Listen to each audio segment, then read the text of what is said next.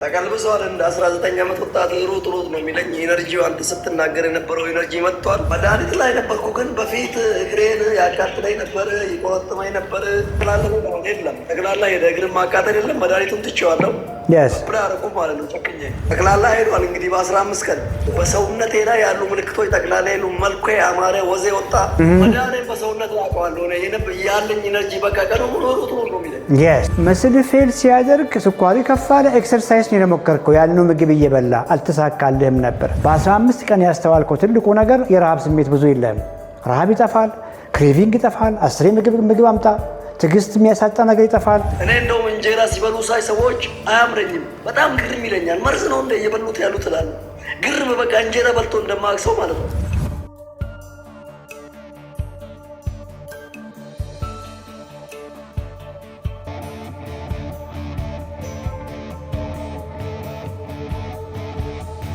ፕሮግራሙን ትከታተላለህ? አዎ ረጅም ጊዜ ተከታትያለሁ።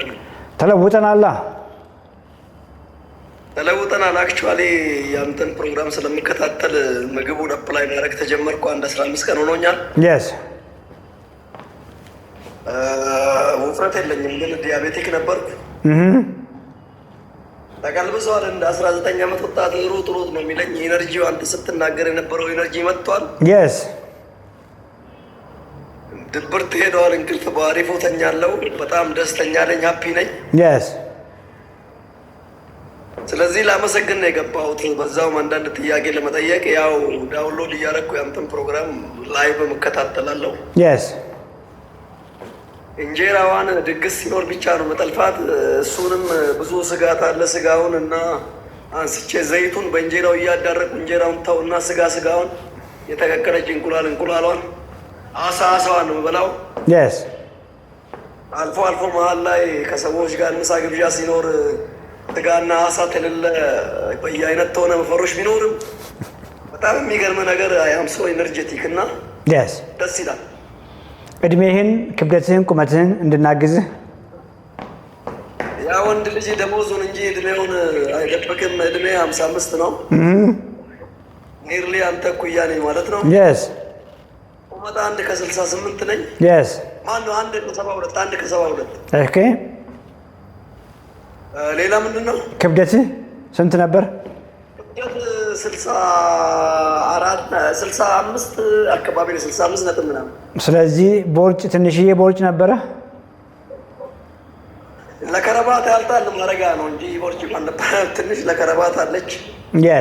እሷ ምን ማሻለች እየሄደች ነው ያለችው። ይሄዳል። ስኳር ከፍ ብሎ መድኃኒት ላይ ነበርክ? መድኃኒት ላይ ነበርኩ ግን በፊት እግሬን ያቃጥለኝ ነበር፣ ይቆረጥመኝ ነበር። ሌሊት በጣም ሽንት ቶሎ ይመጣ ነበር። ያ ጠቅላላ የለም ጠቅላላ ሄደ። እግርን ማቃጠል የለም መድኃኒቱን ትቼዋለሁ። አረቁ ማለት ነው ጨክኜ። እግር ማቃጠል የለም፣ ሽንት ቤት ማስኬድ የለም፣ ድብርት የለም። ጠቅላላ ሄዷል። እንግዲህ በ15 ቀን መድኃኒት ያቆምኮ ስኳሪ ደህና ሆኖ ነው ተሻሽሎ? አክቹዋሊ ያው መፋውሳን በሰውነት አወቀች አይደለም የሚለው እኔ ቆርጬ ወይም ምግብ እከታተልና ቴስት አደርጋለሁ ብዬ ነው። ያንንም ሲሪየስ ነበረ ግን ወርዶ ወደ ከመርፌ ወደ ክኒን ተቀይሮ ስለነበር ቆርጬ ሄድኩበት። በሰውነቴ ላይ ያሉ ምልክቶች ጠቅላላ ሄዱ። መልኩ ያማረ ወዜ ወጣ።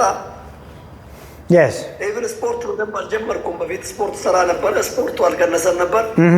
ይሄ አመጋገቡ ቶታሊ አስተካከለው። መድኃኒት በሰውነት ላቀዋለሁ ያለኝ ኢነርጂ በቃ ቀኑ ሙሉ ሩጥ ነው የሚለኝ። በሉጋም እንደታሰረ ፈረስ ታውቃለህ አይደለ? በቃ ሩጥ በቃ እንደ 18 ዓመት ወጣት ነው። ወዜ ጨፍ ብሏል። በቃ ማታ እንቅልፍ አይደለም እንደ ሕፃን ልጅ። በርታ እንግዲህ ምንም ጥያቄ የለውም። ሚውት አድርግና ትንሽ ቤዚክ ነገር አውራሃለሁ። ኦኬ። እዛ አንተ ታወራ በኋላ መጨረሻ ላይ ምስጋና ማቅረብ ፈልጋለሁ። ምንም ችግር የለውም። ቅድም መሰረታዊ ስለ ለምን ታመምን፣ ቤዚክስ ኦፍ ሜታቦሊክ ሄልዝ እንዴት ነው ሰውነታችን እያለቀ በፊት ያልነበረ ኦርጋን ጎረምሳ ሆነን ያልነበረ ኦርጋን አዲስ ኦርጋን ነው ቦርጭ። እንግዲህ ሰውነታችን ውስጥ በተለይ ሆዳችን ውስጥ እንዴት ስቶር አድርገን መጨረሻም ላይ ስኳራችን ከፍ ይላል የሚለውን ነገር ነው ለማስጨበጥ የሞከርኩኝ። በአንተም ሴትአፕ አመጋገብህ እንደ ማንኛችንም የተለመደውን ምግብ ትበላ ነበር። እድሜ ከኔ ጋር እኩል ነው። እኔ እንግዲህ ለረጅም ጊዜ ፍርፍር ምናምን በጣም ነፍሴ ነው የነበረው። ድፎ ዳቦ ወዳጄ ነው፣ ሁሌም ማውራው ነው። እንጀራ በወጥ መሰረታዊ ምግብ ነው። ሰውነታችን እየጎደለ ነበር፣ መስላችን ነበር ፌል ያደረገ የነበረው። እንግዲህ መስል ፌል ሲያደርግ ስኳሪ ከፍ አለ። ኤክሰርሳይዝ ነው የሞከርከው፣ ያንኑ ምግብ እየበላ አልተሳካልህም ነበር። አሁን ያደረግከው ነገር በዚች 2 ሳምንት የምግብ ግንዛቤ የአመጋገብ ግንዛቤ አግኝተ ኳሊቲ ፕሮቲኖችን እንጆይ ማድረግ ስትጀምር ጤንነት ተሰማ። ሰውነትህን ነው ያለምንም ኤክሰርሳይዝ ምግብን ስትቀይር ለውጥ ያየኸው። ቀሪ ዘመንህን ለራስህ መንገር ያለብህ ቦዲ ቢውልደር መሆንህን ነው። ቦዲ ቢውልደር በፊትም ቦዲ ቢውልደር ነበርክ። ባለማወቅ ስትገነባ የኖርከው ሰውነት ቦርጫም ሰውነት ነው ቢውልድ ስታደርግ የነበረው። አሁን ግን ራይት በሆነ መንገድ ሰውነትህን ገንባ ነው እንግዲህ እዚች ፕሮግራም ላይ የምናወራው። የፕሮቲን ግንዛቤ አግኝተሃል፣ ጠግበህ እየበላህ ነው ብዬ አስባለሁ። አሁን ክብደት ማንሳት ተጨማሪ ይሆናል። በፊት የሞከርከውን ኤክሰርሳይዝ መልሰ ማምጣት ተጨማሪ ቀጣይ ዘመንህን የምትሰራው ነው የሚሆነው which is መስል ቢልዲንግ ሊፍቲንግ ጡንቻ ኤክሰርሳይዝ። ከዚያ ውጭ ደግሞ ወክ ስታደርግ አንዳንዴ ሞዴሬት ኢንቴንሲቲ ኤክሰርሳይዝ ምንላቸው ወይ ደግሞ ካርዲዮ መሮጥ ሳይሆን ፍጥነት ያለው ካርዲዮ እዛ ላይ ስትጨምር ሰውነት ደህና እየሆነ ይመጣል። የወገብ ልኬት እየቀነሰ ይመጣል። የወገብ ልኬት ከ84 በታች ዝቅ ማለት ይጀምራል። ይሄ ሲሆን ክብደት እያነሳ ስትሄድ አሁን ምናልባትም የተውካቸውን ፍራፍሬዎች መጨመር ይመጣል። ምናልባትም አሁን አትክልት ከኳሊቲ ፕሮቲኖች ጋር የተመገብክ ያለኸው ፍራፍሬ መጨመር ይመጣል። ጥራጥሬ መጨመር ይመጣል። ስራስሮችን መጨመር ይመጣል። ሆል ግሪኖችን መጨመር ይመጣል። ቅድም ያልከውን እንጀራም ሳምታይምስ መነካካት ይመጣል። ቁልፍ ነገር የፕሮቲኑ ቅድም ስትናገር አንዳንዴ እሳሳታለሁ ያልከው ለእኔ መሳሳት እንጀራ መጨመር አይደለም፣ በሆነ አጋጣሚ ዳቦ አምሮ መብላት አይደለም። ለእኔ መሳሳት በቀን ሰውነት የሚያስፈልገውን ፕሮቲን ያጎደልክ እንደሆነ ነው። 54 ዓመት ዕድሜ ሆነ ሜትር ከ68 ከሆንክ ከነዚህ ከስኳር ጋር በመገላገል ጆርኒ ላይ ቢያንስ 130 ግራም አካባቢ ፕሮቲን ለማግኘት ሞክር። 130 ግራም ፕሮቲን አካባቢ ማግኘት ቁልፍ ነው። እሱን በየቀኑ ቀሪ ዘመንን እያገኘ ሲያምርህ በፊት በምታደርገው ልክ ቀንም ላይ ጠዋትም ላይ ማታም ላይ ሳይሆን ሲያምርህ የጨመርከው 1 ቁርጥ እንጀራ 2 ቁርጥ እንጀራ ተአምር አያመጣም። መሳሳት የሚባለው እንጀራ መብላት አይደለም፣ ዳቦ መብላት አይደለም። መሳሳት የሚባለው ሰውነት የሚፈልገውን ነገር በዚች አጭር ጊዜ ውስጥ በዚህ ልክ ያደሰህን ምግብ ያጎደልክ እንደሆነ ነው። እሷ ክሪቲካል ነምበር ናትና ያንን ጨብጥ። የተማርከውን ነገር ባለቤትንም ጋይድ አርጋት። ቢኮዝ ዲያቤቲክ ስለሆንክ አይደለም ይሄ ምግብ የምታደርገው። ዲያቤቲክ ባትሆንም ዚስ ዌይ ነው መመገብ ያለብህ ብዬ ነው የማስበው። ቢኮዝ ለሁለመና በቂ ምግብ የሚባለው ቅድም ባልኩ መሰረት ስታደርግ ነው። ባለቤትንም ሰፖርት አርጋት፣ እሷን ምግቧን እንድትቀይር አግዛት። ልጆችንም ቤዚክ የአመጋገብ ግንዛቤ እንዲያገኙ አድርግ። ሌላው ቀላል ነው። ሚቱ ላይ ማንሳት ትችላለህ። ኦኬ ዶክተር አመሰግናለሁ። ያው በ15 ቀን ለውጥ አይቻለሁኝ።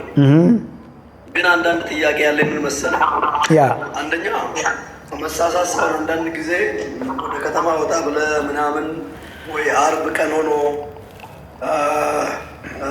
ሁሉም ምግብ ቤት ሆቴሎች ስለሚዘጉ የተቀቀለ እንቁላል ወይ ደግሞ ቀይ ስጋውን ወይ አሳውን ላታገኝ ትችላለህ። በዛው በየአይነቱ በእንጀራ የሚቀርብልህ አለመብላቱ ይሻላል ወይስ ለጊዜው? ያንን ቤት የሚሰራውን ቤት ሲሆን ዴፊኔትሊ ታገኛለህ። ቀይ ስጋውንም ታገኛለህ፣ የተቀቀለ እንቁላሉንም ታገኛለህ፣ አሳኑንም ታገኛለህ፣ ግሪክ ዮገርቱንም ታገኛለህ፣ ጎመኑንም ታገኛለህ። ከዘይት አልባ ማለት ነው። የሚያስፈልገውን ላግዝህ ሚዩት አድርግና ድምፅ እንዲሰማ ሚዩት እያደረግን ተራ በተራ እናወራለን። ቁልፉ ነገር በቀን ማግኘት አለብህ ያልኩን 130 ግራም ለሰውነት መስጠት ነው። ኦኬ። ለምሳሌ አሳ ከሆነ ከግማሽ ኪሎ ግራም ከፍ ያለ አሳ ሊሆን ይችላል። ያንን መጠን አብዛኛውን የመጀመሪያ ምግብ ላይ ጠግበህ ከበላ ምሳ የሚባል ነገር እኮ ፈን ነው የሚሆነው። ረሃብ አይኖርህም። ኦኬ። ረሃብ ቢኖርህ እንኳን የተቀቀሉ እንቁላሎችን ይዘህ መሄድ ትችላለህ። የታሸጉ አሳዎችን እነ ሰርዲን፣ ቱና ይዘህ መሄድ ትችላለህ። ሲምፕል አድርግ። ሁለተኛ ምግብህንም ጠዋት ማታ ተመልሰህ ቤት መብላት ትችላለህ። በ15 ቀን ያስተዋልከው ትልቁ ነገር የረሃብ ስሜት ብዙ የለም። ረሃብ ይጠፋል፣ ክሬቪንግ ይጠፋል። 10 ምግብ አምጣ፣ ትዕግስት የሚያሳጣ ነገር ይጠፋል። ኦኬ። ስቲል ኦኬ። ገና ጀማሪ ስለሆንክ ነው፣ ገና 15 ቀን ስለሆነ እንጂ ከወራት በኋላ ቢሆን ይሄንን ነገር እያልከኝ ያለው ነገር በቀን የሚያስፈልግ የፕሮቲን መጠን ታርጌት እየመጣ እስከሆነ ድረስ ቀን ላይ የበላሃት በየአይነት ታምራት ታመጣም ሰውነት ላይ ሰመራይዝ ሳደርግልህ ጠዋት ላይ ከፍ አድርገህ ተመገብ። ዲቴል ደግሞ በውስጥ እናግዝሃለን። እንዴት አድርገህ የፕሮቲን አዌርነስ እያንዳንዱ ምግብ ምን ያክል ግራም ፕሮቲን አለው፣ እንዴት አድርጌ 130 ግራም ፕሮቲን በቀን አገኛለሁ፣ ያን እናግዝሃለን። ጠዋት አካባቢ ላይ 50 ግራም አካባቢ ከፍ አድርገህ ብትመገብ፣ ማታ አካባቢ ላይ 50 ግራም አካባቢ አድርገህ ብትመገብ፣ ምሳህን ቅድም እንዳልኩ እንቁላሎች ቦይል የተደረገ ይዘህ ብትሄድ፣ አሳዎችን ብታደርግ በጣም ቀላል ነው የሚሆነው። አንድ ጥያቄ ዶክተር። ያስ አሁን ዶክተር ቤሪ የሀብታሞች ሐኪም ነው ይባላል። ምክንያቱም ይሄ ስጋ የሚባለው አሳ፣ እንቁላል፣ ግሪክ ዮገርት የሚባለው ከሱፐር ማርኬት ወደ 160 ብር ምናምን ነው። ከዛም በላይ ትላልቆቹ ያልፋሉ። እና እኔ ምን እላለሁ ጤፍ 17,000 ከምገዛ ያን የጤፍ በጀት ለምን ወደዚህ ያላዞሩም የሚል ነገር አለ። ስለዚህ አንተ እዚህ ላይ ምላሽ ምንድን ነው? በተለይ የኛ አብሬጅ ገቢ ያለው ዝቅተኛ ገቢ ያለው እንዴት ነው ይሄን አኮሞዴት ማድረግ የሚችለው? እና እኔ አሁን የጤፉን በጀት የምኑን በጀት ነው ወደዚህ እያዞርክ ያለሁትና እንዴት ታየዋለህ አንተ? የሀብታም ዶክተር የሀብታም ሐኪም ነው። ስለዚህ የሚያዛቸው ምግቦች በጣም ውድ የሆኑ እንደ ሳልማን እኔ ጠይቄ 6,000 ነው የተባለው። ከዚህ የተነሳ ቆሮሶ የዝዋይ አሳ ነው እየበላሁ 6,000 አፎርድ ማድረግ ስለማልችል ማለት ነው። አውካን እንግዲህ ኮመንት ታንክ ዩ ሚዩት አድርግና ያው ፈን እያደረግን እናወራለን። እንግዲህ የሀብታም ሐኪም ነው ያልከውን ኮመንት ባላደርግ ደስ ይለኛል። እኔ አእምሮዬ ላይ ሀብታሞችን ነው የማክመው ብዬ አስቤ አላቅም። ኦኬ ሜቢ ብዙ ጊዜ ላይቭም ላይ ሳውራ በጣም በቀላል መንገድ እንዴት በቀን የሚያስፈልገውን የፕሮቲን መጠን እናገኛለን ክሪቲካል ስለሆነ እሱን አውራለሁ። አቅም ያለው ሰው እንግዲህ ቅድም ያልካቸውንም አሳዎች ቢሞክር ችግር የለውም። ውድ የሆኑት በምክንያት ነው። ፋክት ነው። ኦኬ ማናችንም ግን በየትኛውም ሌቭል ላይ ሆነን በቀን የሚያስፈልገንን ፕሮቲን ማግኘት ከባድ ነው ብዬ አላስብም። አሁን ለምሳሌ ያለንበት ወቅት የጾም ወቅት ነው። የኛ ፕሮግራም ፎሎ ማድረጋችሁ ክሊያንቶቼ ካላችሁ ዩቲዩብም ላይ ቲክቶክም ላይ ጾመኞች ካላችሁ አንድ ቁጥር ጻፉልኝ። ኦኬ እንግዲህ የጾም ምግብ እንደምታውቀው ማንኛውም ሰው አፎርድ የሚያደርጋቸው ምግቦች ናቸው። እነ ምስር ማንም ሰው ይበላል፣ አሰር ማንም ሰው ይበላል፣ ባቄላ ቦሎቄ ማንም ሰው ይበላል። ይኸው አንድ ቁጥር ይጻፉልን ነው እንዴት አድርጎ እንጆይ እያደረጉ እንደሆነ። የስ ማህበረሰባችን በየትኛውም ሌቭል ላይ ያለ ሰው መመገቡ አይቀርም፣ እየተመገበ ነው። ያችን ምግብ ግን እንዴት አድርገን ዋይዝሊ የፕሮቲን መጠኗን ከፍ አድርገን እንመገብ ነው ሁልጊዜ እዚች ፕሮግራም ላይ የምናወራውና ይኸው ኮመንት ላይ አንዳንድ ቁጥር የሚጽፉ ሰዎች ዳይሬክት ፎሎ ማድረጋቸው እኔ ኢንጆይ ያደረጉኝ ሰዎች ናቸው። እንደ ማንኛችንም አቨሬጅ ኢንካም ያላቸው ሰዎች ናቸው።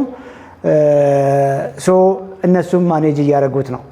የግድ ስጋ እየበሉ አይደሉም እነዚህ ሰዎች፣ አሳ እየበሉ አይደሉም እነዚህ ሰዎች። ጾመኞች ናቸው ብያለሁ። ቅድም ያልከውን ውድ አሳ አይመገቡም፣ ቺክን አይመገቡም፣ እንቁላል አይመገቡም፣ አይብ አይመገቡም፣ ግሪክ ዮገርት ያልከውን አይመገቡም። ግን ቅድም አንተም ማግኘት አለብህ ብዬ ያልኩን 130 ግራም ፕሮቲን በደንብ እያገኙ ነው። የስ በሉና ኮመንት ላይ አድርጉ እያገኛችሁ እንደሆነ። አየህ ጾማቸውም ሳይጎል በእምነታቸውም ሳይጎሉ በጤናቸውም ሳይጎሉ እየጾሙ ክሪቲካል የሆነውን ሰውነታቸውን አስጠብቆ እየሄዱ ነው። ከባድ አይደለም። አንተ በደንብ ገብቶሃል። ዓላማውም ሰዎች የሆነ ግንዛቤ እንዲጨብጡ ነው ለማድረግ እየሞከርክ ያለው ይቻላል። ምንድነው የሚሆነው? አኩሪ አተር አለ። ኦኬ ከአኩሪ አተር እሱን በልቼ በቀን የሚያስፈልገኝን 130 ግራም ፕሮቲን ላግኝ፣ ብዙ አኩሪ አተር መብላት ይጠበቅብሃል። ያ እኔም አንተም እንደምናውቀው አይሆንም፣ ይከብዳል። ብዙ መብላት አችልም። የተቀቀለ ነው፣ ውሃ አለው፣ ቮሊዩም አለው፣ ጥግብ ያደርጋል። ትንሽዬ ጎርሰ አየህ አይሆንም። ግን ከአኩሪ አተር ውስጥ ተጨምቀው የተዘጋጁ ፕሮቲኖች አሉ። እነ ቶፉ እነ ሶያ፣ አገር ውጭ ያሉት ደግሞ ሌላም የፕሮቲን ሶርስ አላቸው። እነ ቴምፔ ዘሴም ናቸው፣ እንደው ትናንሽ ፎርሙሌሽን ናቸው። ቴክስተድ ቬጂቴብልስ የሚባሉ አሉ። እሱን እንዴት አድርጎ እንደሚበሉት ኦኬ ሶያዋን ቆንጆ አድርገው አጣፍጠው ልክ እንደ ትላንት አንድ ክሊያንታችን ቮይስ ልኮ ምግብ ይልካሉ። ብዙ ጊዜ እኛ ፎሎ የምናደርጋቸው ሶያዋን ባለቤቴ እንደ ክትፎ ነው የሰራችልኝ አለ። በክትፎ ቅመም አድርጋ ጾመኛ ነው። በክትፎ ቅመም ሰርታልኝ እንዴት እንደሚጣፍጥ አለ። አገኘኝ። ባቂላ፣ ቦሎቄ፣ ምስር፣ አተር ቀቅለን እነሱን ማግኘት ከባድ ነው። ግን ኮንሰንትሬትድ የሆኑ ፕሮቲኖችን ቅድም ባልኩ መልክ በሚጠጣ መልክ ከአተር የሚሰራ ከአኩሪ አተር የሚሰራ አለ። ያችን ታርጌት በቀላሉ ማግኘት ችለዋል። እንዳልከውም ያንን የጤፍ ኢንቨስትመንት ወደዚህ ማዞር ይቻላል። ባቄላውን፣ ቦሎቄውን፣ አተሩን ወፍጮ ቤት ለምሳሌ ለሽሮ የምታወጣውን ቀቅለኸው ከጎን ቅድም እንዳልኩ ሶያውን አድርገ ቶፉን አድርገ ድፍን ምስሯን እንደ ሰፖርቲቭ ከጎን ብታደርግ በጣም ጥግብ በሚያደርግ ኒውትረንት ዴንስ የሆኑ ምግቦችን ክሬት ማድረግ ይቻላል። ሰመራይዝ ሳደርግልህ ፈጽሞ ይሄ የሀብታም የድሃ የአቭሬጅ ሰው የምትለው ነገር የለም። ምክንያቱም አቅም የሌላቸውም ሰዎች ይሄ መንገድ ባይገባቸው ወይም ደግሞ እጭ ለኔ አይሆንም ብሎ ቢያስቡ ያን ምግብ ነው የሚበሉት። የተለመደውን በፊት ሁላችንም የምንበላውን ምንድነው የሚሆኑት? መጨረሻ ላይ ዲያቤቲክ ይሆናሉ፣ ሃይፐርቴንሲቭ ይሆናሉ፣ ለልብ በሽታ ይዳረጋሉ፣ አይናቸው ይጎዳል፣ ኩላሊታቸው ይጎዳል። ወጪው የዛን ጊዜ ውድ ነው ርካሽ ነው? በጣም ውድ ነው። አይ ቲንክ አንደርስታንድ ያደረገኝ ይመስለኛል። እንዳንተው እኛም ኦርደር ማድረግ ጀምረናል። ሰዎችን እንዲያርጉ እኔ ራሱ ሰዎች እያመሰገኑ ይላሉ። ይሄን አርጉ እላችኋለሁ። ከአንተ የሰማሁትን ማለት ነው። ዶክተር ቤሪን በዚህ ዩቲዩብ ግቡና እንደዚህ እላችኋለሁ። ብዙ ሰዎች እየተጠቀሙ ነው ያሉት። እንደ ሀገርም እየጠቀምክ ነው ያለው። እኔ እንደውም እንጀራ ሲበሉ ሳይ ሰዎች አያምረኝም፣ በጣም ግርም ይለኛል። መርዝ ነው እንደ እየበሉት ያሉት እላለሁ። ግርም በቃ እንጀራ በልቶ እንደማያውቅ ሰው ማለት ነው።